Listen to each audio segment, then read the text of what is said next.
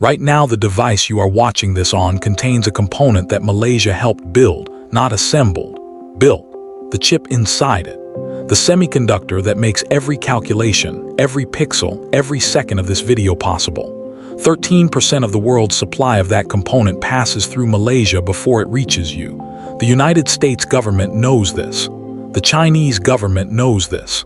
The Pentagon has classified briefings about this, and most Malaysians have absolutely no idea.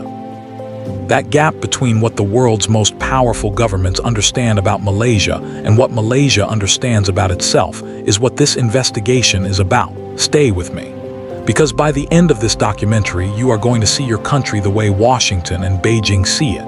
And that view is completely different from everything you have been told. Welcome to Beyond Surface. We investigate the stories the world is not telling properly. Let us begin. Part 2. What happened in 2021? In 2021, the global economy ground to a halt. Not because of oil, not because of food, not because of any of the resources that previous generations assumed were the load-bearing infrastructure of modern civilization. Because of a chip the size of a fingernail. The semiconductor shortage of 2021 and 2022 shut down automobile factories in Germany. It delayed PlayStation 5 production by 18 months.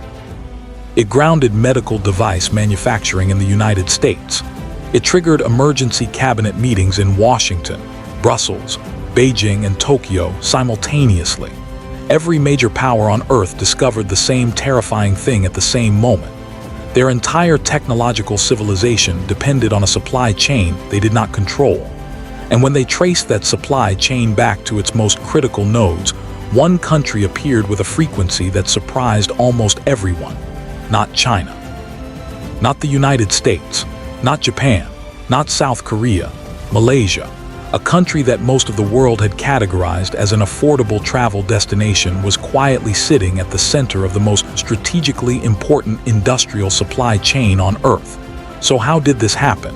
And why does almost nobody outside the semiconductor industry know about it? That is what this investigation is going to answer. But first, I need to show you exactly what Malaysia controls.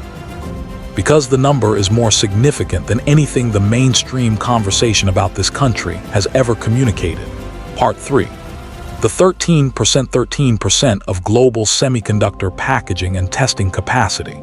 That is Malaysia's position in the world's most critical technology supply chain. To understand why that number is significant, you need to understand what packaging and testing actually means.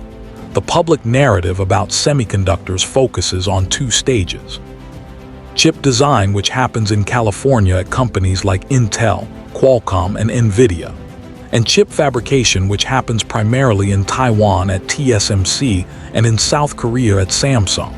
But between design and fabrication, and the finished chip that goes into your phone, there is a third stage that almost nobody outside the industry discusses: packaging and testing.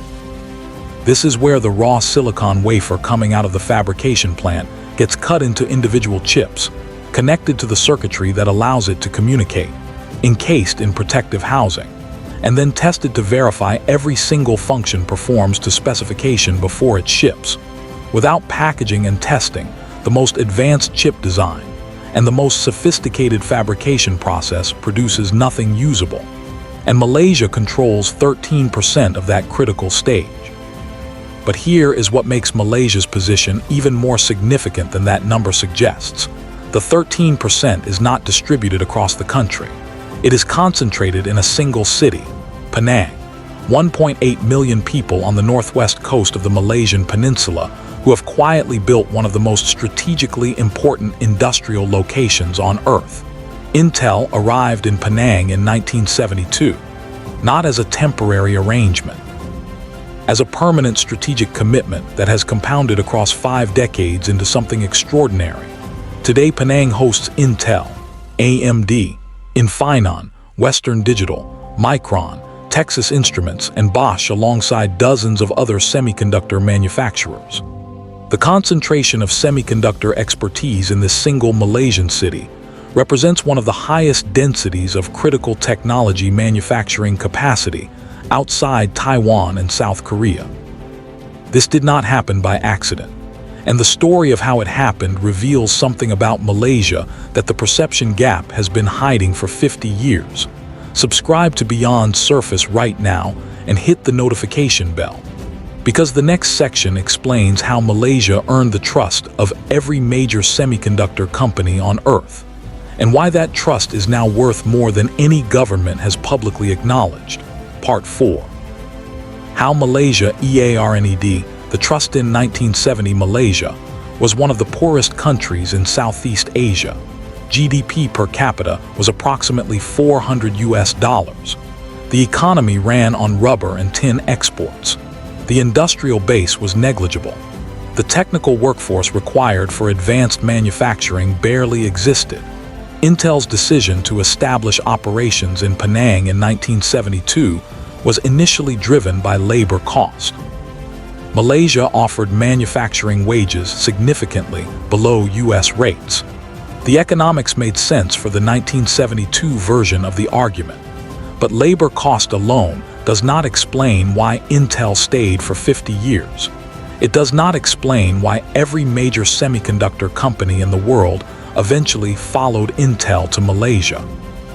It does not explain why Nvidia, Google, Microsoft, and Amazon Web Services are all making multi-billion-dollar investments in Malaysian operations right now in 2026. The explanation is something less visible and more durable than labor cost. Institutional reliability. Semiconductor manufacturing requires the longest capital planning horizon of any industry on Earth. A new semiconductor fabrication facility costs between 15 and 20 billion US dollars to build and requires a decade to reach full operational capacity. No company commits that capital to a location it does not trust to remain stable and supportive across that entire timeframe. Malaysia earned that trust.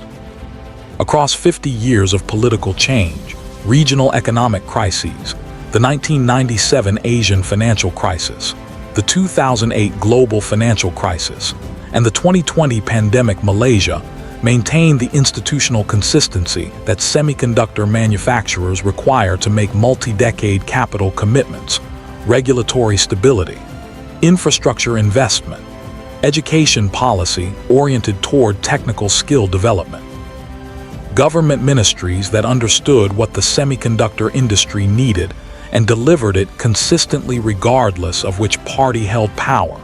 That consistency is invisible in headlines. It does not trend on social media.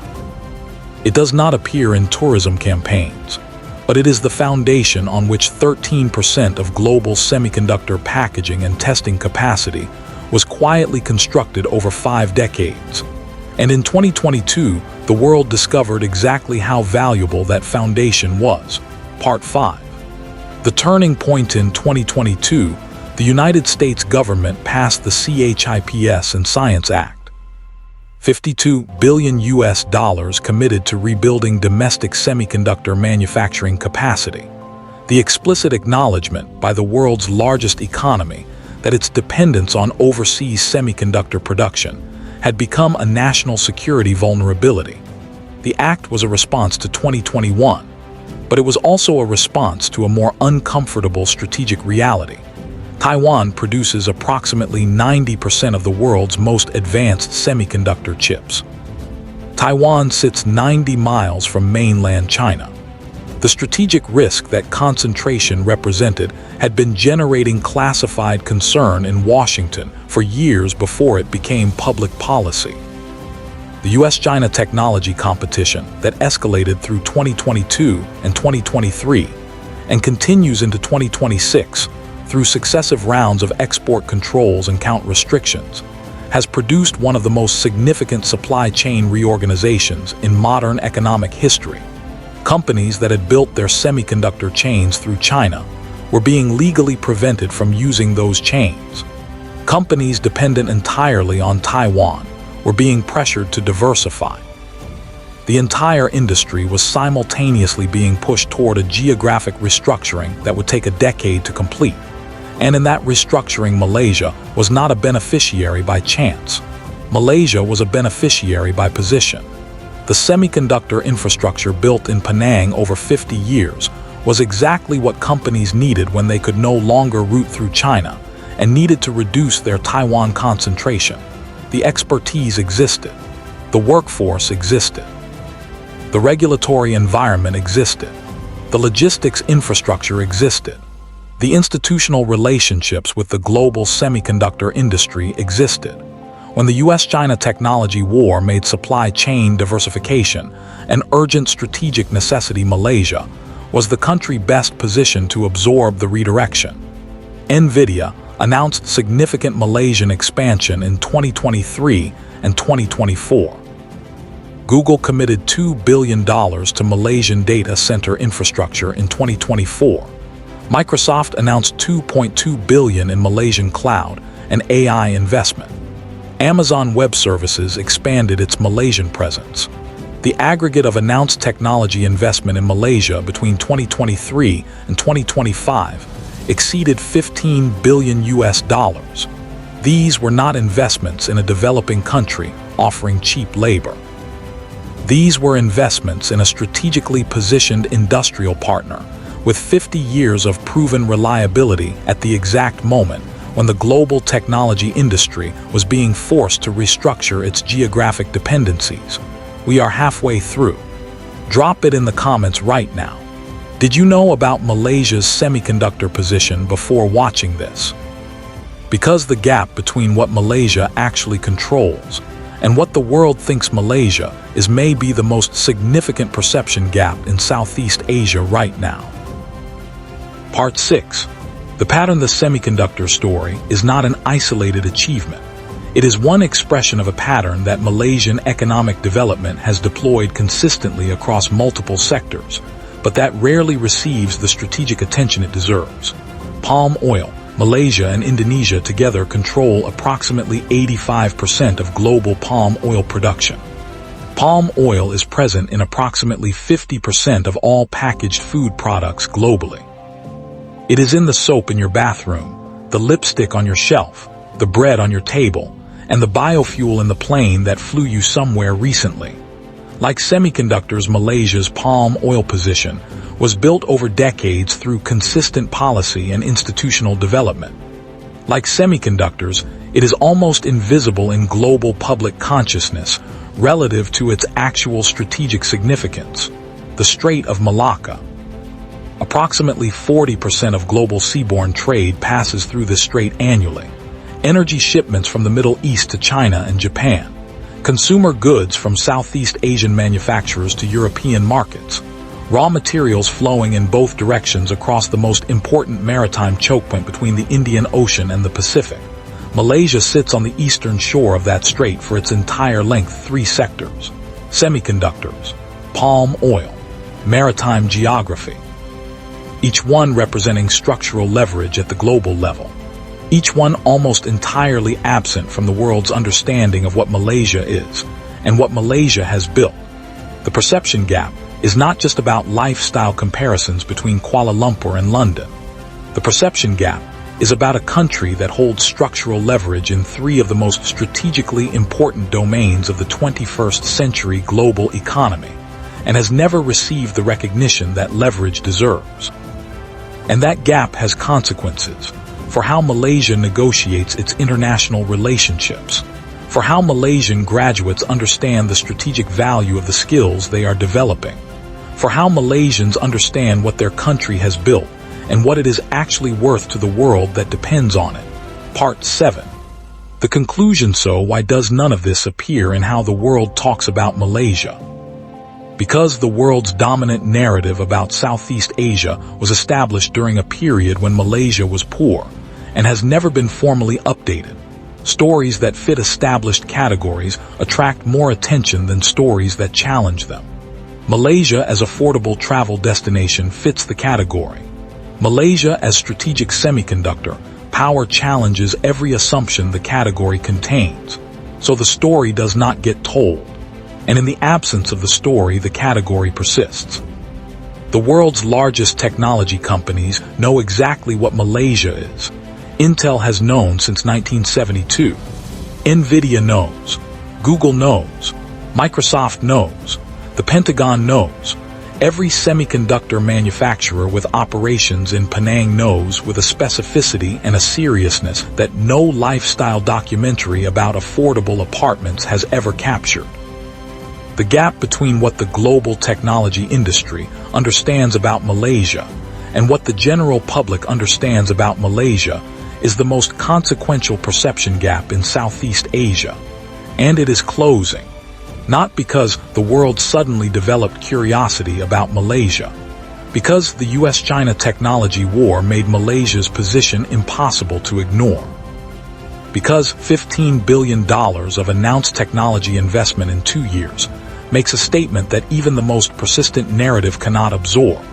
Because the chip shortage of 2021 traced its supply chain back to Penang, and the world saw for the first time what had been built there. Malaysia has been building for 50 years. The world is only now beginning to understand what it built. And the question that remains is not whether Malaysia is strategically important. The question is whether Malaysia understands its own importance clearly enough to use it. That answer is still being written. In Penang, in the engineering faculties producing the technical workforce, the global semiconductor industry is competing to access. In the government ministries deciding how to position Malaysia in a global order being reorganized around exactly the technologies Malaysia has spent 50 years mastering, the world finally noticed. Now Malaysia needs to decide what to do with being noticed. Tell me in the comments. Did you know about Malaysia's semiconductor position before watching this?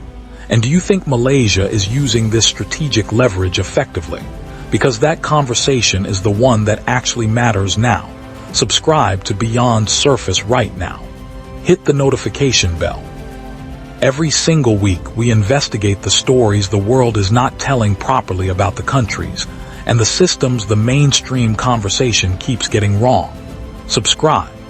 Share this with someone who still thinks Malaysia's most important contribution to the world is its food.